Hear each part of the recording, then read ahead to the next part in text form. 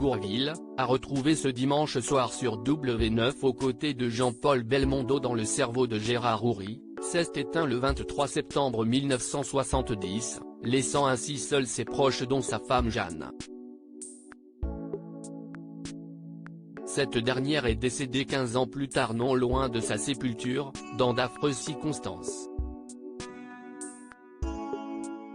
Bourvil, qui donne la réplique à Jean-Paul Belmondo dans Le cerveau de Gérard Houry diffusé ce dimanche 2 juillet à 21h05 sur W9, était marié à Jeanne Le Fric.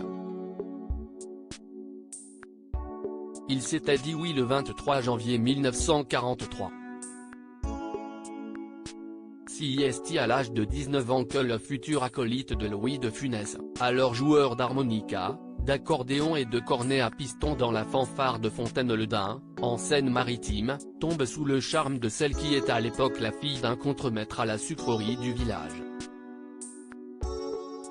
Le couple accueille deux fils, Dominique, né en 1950, et Philippe, en 1953. Mais le 23 septembre 1970, c'est le drame. Bourvil décède d'un cancer. De quoi profondément attrister Jeanne, qui le rejoindra au ciel 15 ans plus tard, le 19 janvier 1986, à la suite d'un grave accident de voiture. Elle allait déposer de nouvelles fleurs sur la tombe de son célèbre mari.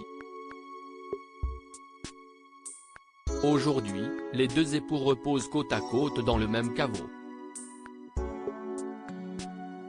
Un beau symbole, pour ces deux tourtereaux qui étaient inséparables jusqu'à la mort de l'acteur. Une mort lente et douloureuse pour rappel, Bourvil est décédé à la suite d'une longue maladie, un cancer de la moelle osseuse. Il s'était initialement fait ausculter pour de vives douleurs qu'il pensait être des séquelles de l'accident survenu sur le tournage des Cracks d'Alex Joffé durant l'été 1967. Il a dans un premier temps tué sa maladie, de peur que les assureurs ne soutiennent plus ses films. Il a ainsi tourné de nombreux films malgré la douleur et l'épuisement, jouant notamment un personnage au crâne rasé dans L'étalon du regretté Jean-Pierre Mocky en 1969 dans le but de dissimuler un des célèbres effets secondaires de la chimiothérapie, la perte des cheveux. Mais ses proches finissent rapidement par se rendre compte de ses graves problèmes de santé.